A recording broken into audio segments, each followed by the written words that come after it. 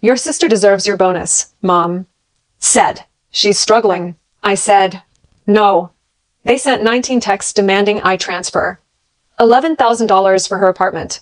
I replied, don't text again. That night I sold everything, froze every card, blocked them all, and moved to Portugal. By morning, 92 missed calls for emails from their lawyer. My name's Max. I'm 31, oldest of two, the one who files everyone's taxes and remembers Wi-Fi passwords. I write boring code for a payment company and save my paychecks. Like a squirrel with anxiety. I don't drink much. I run at night. I have an Excel sheet for everything. In my family, I'm the stable one, which is another way of saying the one who'll fix it when we break it. My sister Lena is 27 and bright in a loud way. Big laugh, big gestures, big ideas. She jumps from job to job the way you scroll through apps. When she calls, it's always 2 minutes, promise. And then an hour later, I'm Venmoing her because her card randomly declined. Dad retired early and watches sports with the TV louder than a jet engine. Mom keeps the peace by avoiding the truth and telling everyone what they want to hear, especially Lena. Sunday dinner at my parents' place is a ritual. Meatballs, garlic bread, a too long prayer.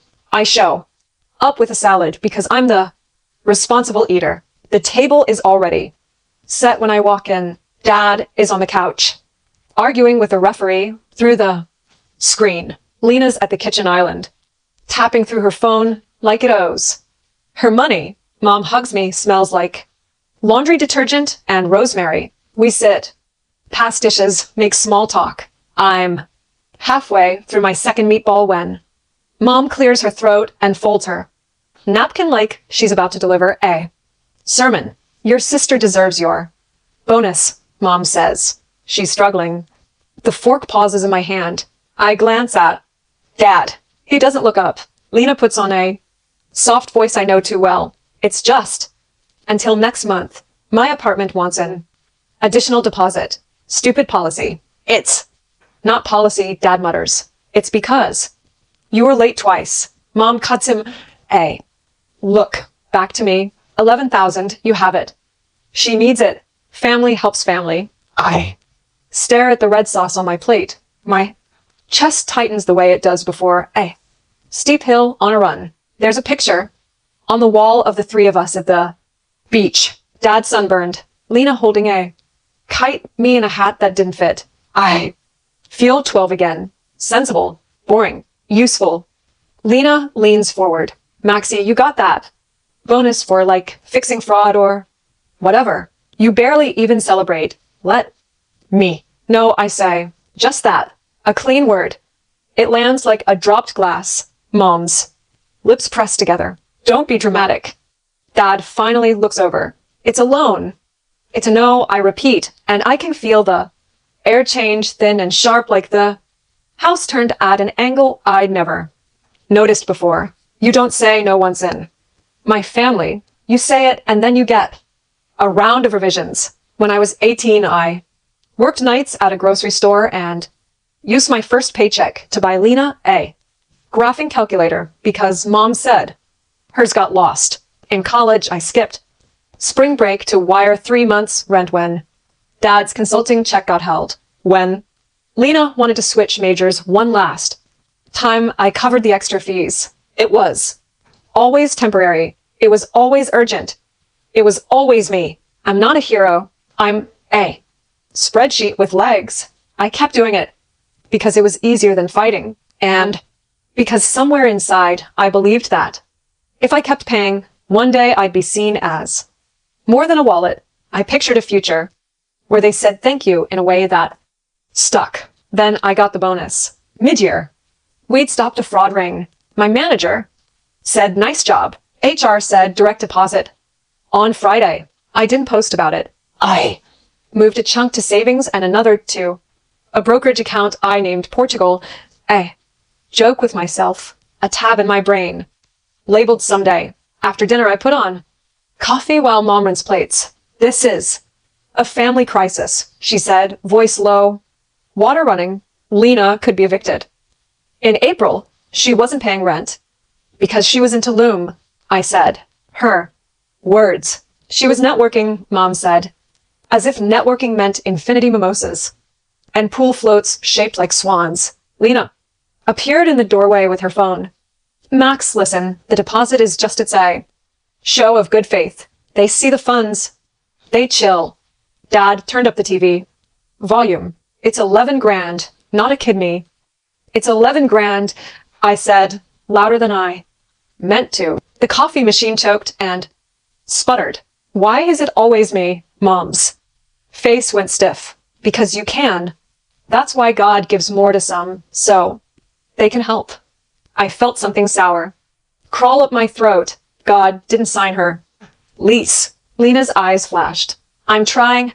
Okay? I had 2 interviews this week. You left one halfway through to take a call, I said. She told me like it was funny. And the other? You asked for remote from day one. That's normal. No, she snapped. You're ancient. Enough, Mom said. We're not doing this. I thought we were done. We weren't. Monday at 7:18 a.m., I woke to a text from Mom. We'll need the transfer by Friday. No question mark. Then from Lena, can you just sell it in chunks if that's easier? Like 3K, 3K, 5K. A calendar invite popped up from Mom, titled security deposit family. I didn't accept it. At lunch, Dad called. Your mother's stressed. Be a good son. Being a good son isn't the same as being a quiet wallet, I said. He sighed. We did a lot for you. Remember who co-signed your first car? You co-signed, and I paid every month on time. You're cold lately, he said, like it was a diagnosis. At 3:06 p.m., Lena sent a screenshot from her building's portal with a big red pending caption. This is literally my home. Then another, a selfie with shiny eyes, the lighting suspiciously tear adjacent. I quit, you hate me. I put my phone face down and try to work the fraud dashboard blink numbers. I kept thinking of that phrase Mom used, deserve your bonus, like I'd won a prize, and forgot it was hers to hand out. Like, effort was communal, but rewards were not. By evening, the group chat had opinions. Aunt Vera, we always help our own. Cousin Jade, Lena couch surfing, would be humiliating for the family. Mom, Max loves us. He'll do the right thing. It felt like someone had rented a billboard with my name and put Grinch on it in bold. I drove to their apartment to drop off a toolbox Dad wanted. I didn't want to go up. I did anyway. The building smelled like old carpet and lemon cleaner. Mom opened the door before I knocked like she'd been waiting. We can't sleep, she said. Just send it and we'll all move on. Lena hovered behind her, phone in hand. 11. It's specific because of the pet fee. They're being insane. You don't have a pet, I said. She smiled, guilty and not. We're fostering first. I already got the bed and a tiny blue collar. She held up a bag. A tag dangled. It said Bailey in sparkly letters. He deserved the home. I stared at the tag. Something in me tightened like a wire. I pictured Portugal in my brokerage account, my silly tab, my someday heir. I pictured giving it away to a leash no one had. Asked me about. No, I said again. Quiet. Final. Mom's face hardened in a way I'd only seen on strangers. You're not family today, Maxwell. You're a calculator. I nodded because that's what it felt like. Then I turned and left because I knew the next thing out of my mouth would be something I couldn't take back. The first real hit came the next morning. Not money, reputation. A screenshot landed in my messages group chat with my name in it. Lena, Max says, homelessness is a lesson. Aunt Vera, he's been different since he got that job. Dad, money changed him. Mom, pray for his heart. I didn't reply, but I took a screenshot of my own transfers from the last 3 years, line after line. $800 for car repair, $1,250. For deposit refill, $400 for interview. Suit, $2,000 credit card. Only this time, I sent it to mom and dad directly. No. Caption. Mom responded with a single bubble. We didn't ask for those. That was the moment I realized the trap. If I pay, I'm doing my duty. If I don't, I'm cruel. If I already paid, it never happened. By Wednesday, it wasn't just text, it was pressure disguised as help. Aunt Vera offered to mediate. Jade suggested I do half now, half later. Dad said, take a loan against your bonus if you must. Lena posted a story with a quote, when people with plenty won't share, it's poverty of soul. The comments were little clapping hands. I kept my head down and watched something inside me shift from guilty to tired to clear. Clarity is quiet. It shows up like a closed door that doesn't need slamming. Thursday night, family dinner. Take 2. I didn't plan to go. Then mom called and said, come, we need to settle this like adults. Her tone said, court date, not pasta. I brought a folder, not to be dramatic, to be precise. When I walked in, the table was set, but no food was out. Dad stood by the window. Lena had brought back up her boyfriend Tom, who once told me credit scores are fake constructs. He nodded at me like we were teammates. We weren't. Mom gestured to the chairs. Let's sit. I put the folder down. Before we start, ground rule, no shouting, no scripture, no threats, just facts. Dad scoffed. Who do you think you are, a judge? I think I'm a man who's paid enough to ask for silence. Lena rolled her eyes. This is creepy, Max. Okay. Mom said, palms up, facts. I slid out the first sheet, a simple table, dates, amounts, purposes. Last 3 years, I said, totals to $19,430. Transfers to Lena, plus another $3,600. In utilities and phone lines I covered. When Dad's card glitched, Mom opened her mouth. I held up a hand. Second sheet. It was a printout from Lena's building. Website where I'd created a guest account to read the actual notice. Not eviction. Not even final warning. They asked for a deposit increase of $2,500. Because of 2 late payments, I read. Not 11. Lena blinked. There's also the pet. Pet fees total $500 non-refundable. Plus $30 a month, I said. New math still. Equals less than 11. Tom coughed. You don't know their flexibility. You're right, I said. I called them. Flexibility means you can pay in 2 parts. There's also a hardship form. I slid the form across. Mom's cheeks flushed. You went behind our backs. I went behind the billboard you made with my name on it, I said. Fact 4. I lifted my phone and read from a note. Group chat claims I said homelessness is a lesson. I didn't. Here's what I said. To Lena last month. I turned the screen. Budgets are boundaries, not punishments. Corny, yes. Not cruel. Dad's jaw flexed. Is this about embarrassing us? It's about not being a bank you can rob with. A sad face, I said, and my voice shook.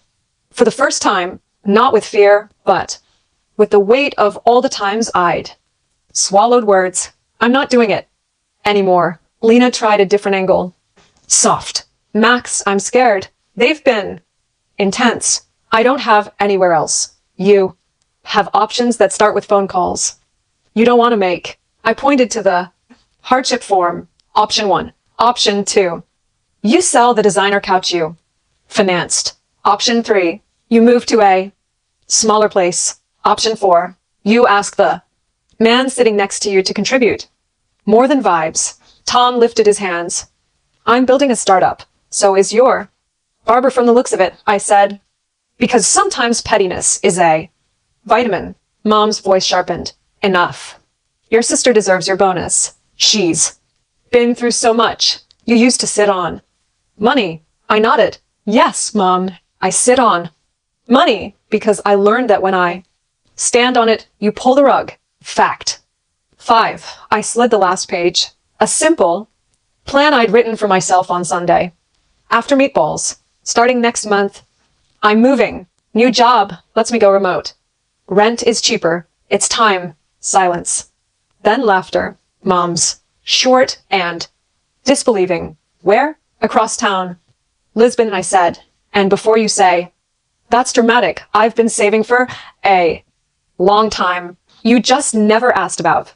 Anything I wanted that wasn't in. Invoice. Lena squinted. You're not. Serious. I am. And I've made a decision. I said, hands flat on the table, so I wouldn't clench them. I will not. Transfer 11,000. I will not transfer 2,000. I will not transfer 30.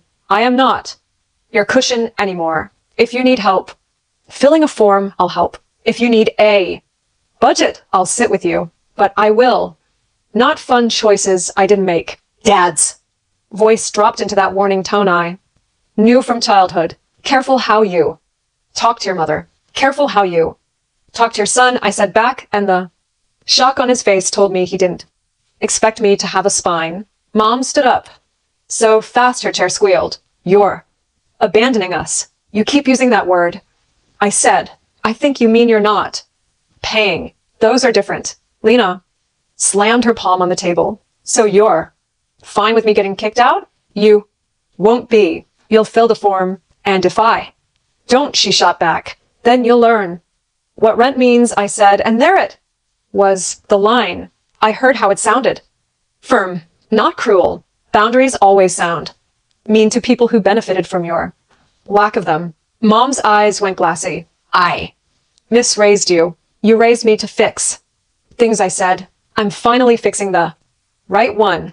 Dad reached for the folder and pushed it back at me like a bad report card. Take your papers. This family doesn't run on receipts. Maybe it should, I said.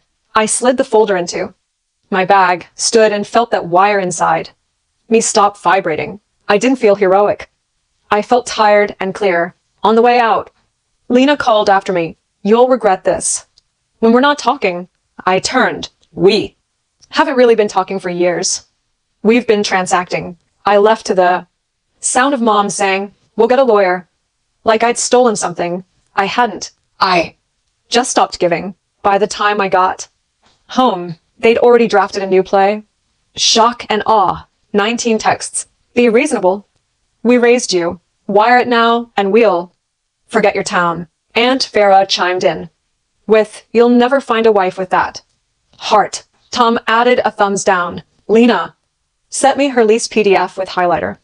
Like she was my manager. I typed one sentence. Don't text again. Then I put my phone on Do Not Disturb, sat at my kitchen table, and opened the Portugal tab for the first time, not as a joke, but as a door. People think decisions are big dramatic speeches. Sometimes they're quiet tasks done in a row. I made coffee at 9 p.m. and opened 3 tabs. My bunk, my broker, my credit cards. I froze every card, not because I was scared they'd take them, because the habit of access had to end. I set new passwords and two-factor from a physical key. I disabled Apple Pay on every device. I logged out of family, shared anything, Netflix, Prime, the cloud where 100 group photos lived. If that sounds cruel, imagine paying rent while someone borrows your login and then tells cousins you hate. Birthdays. I listed my couch, my bike, my second monitor, and the espresso machine I'd babed for 4 years. Cash.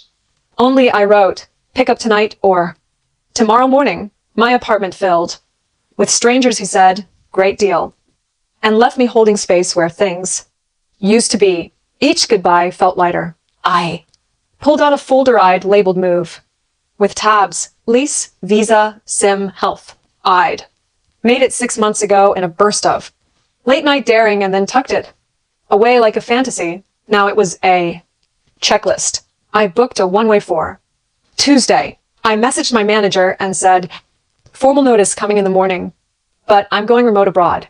I will keep my hours. He replied with a thumbs up and a gif of a sardine can. Portugal is sardines, right?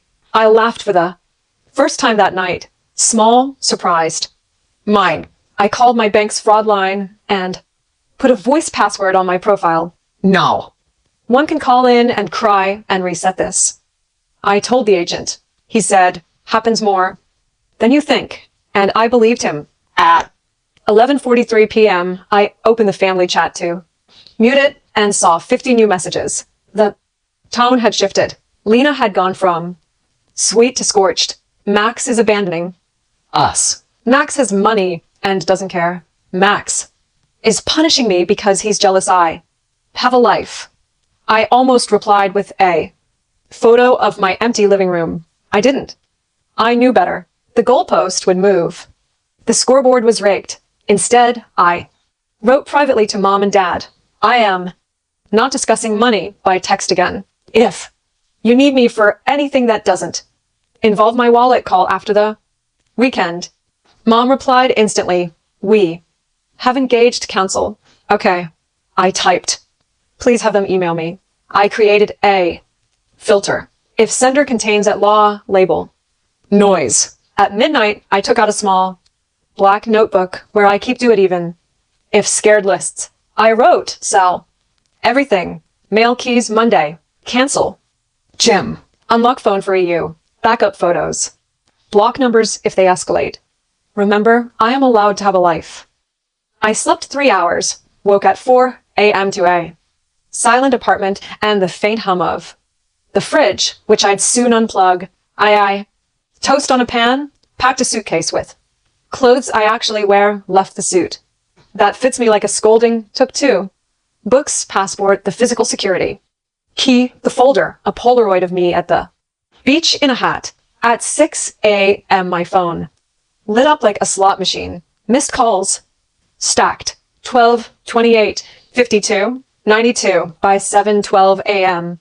For emails from a law office I didn't recognize. Subject lines that said, demand and family duty, like those words, could make a judge appear in my kitchen.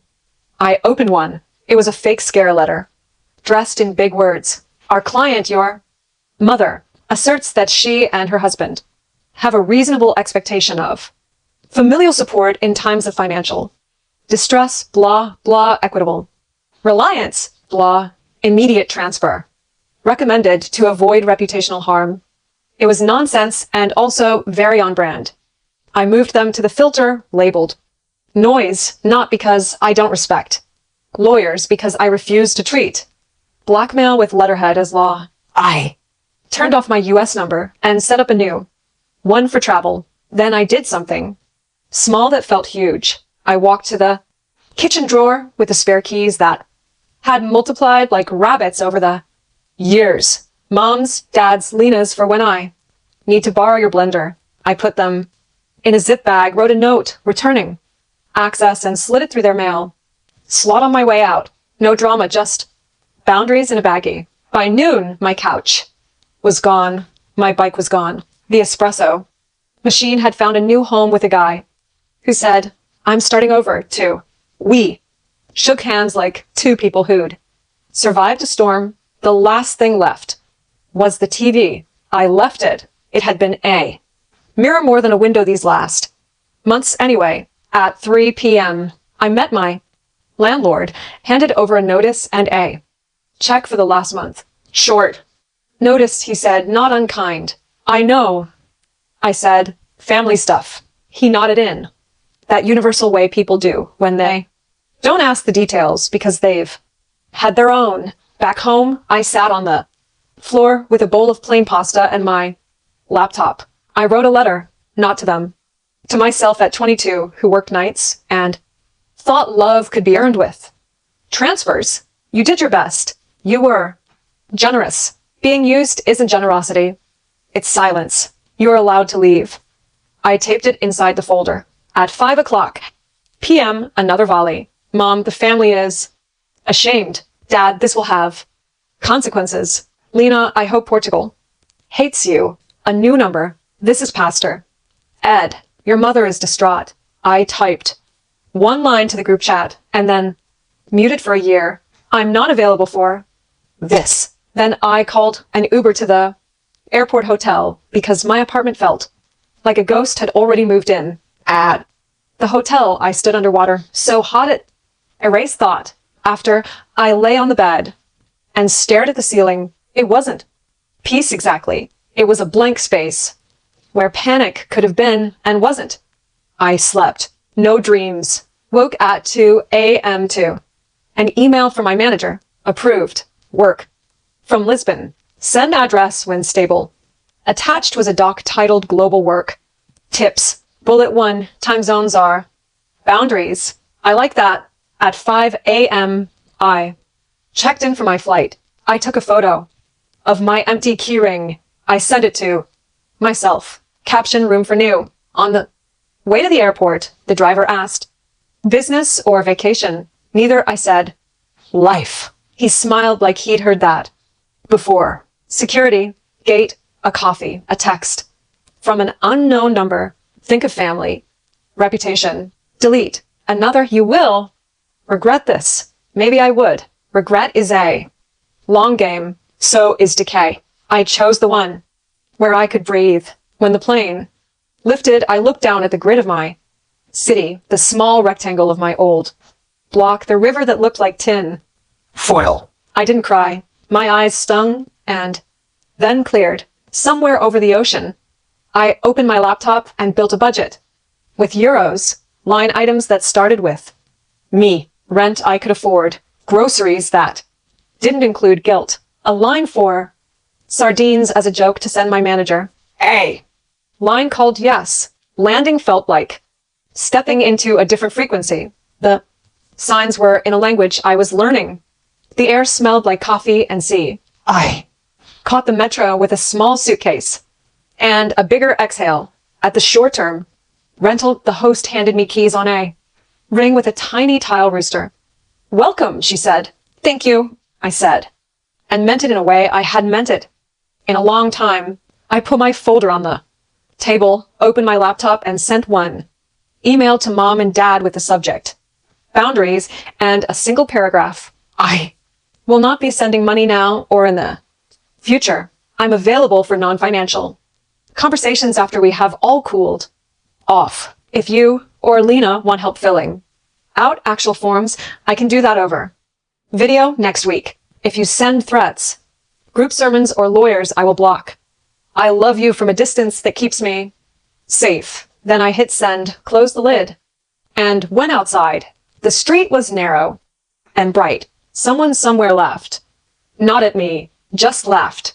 I bought a pastel de nata and ate it leaning against the sun-warmed wall. It tasted like something ordinary and kind. I didn't know what came next, but I knew it would be mine. A month later, my mornings are quiet. I run by the river.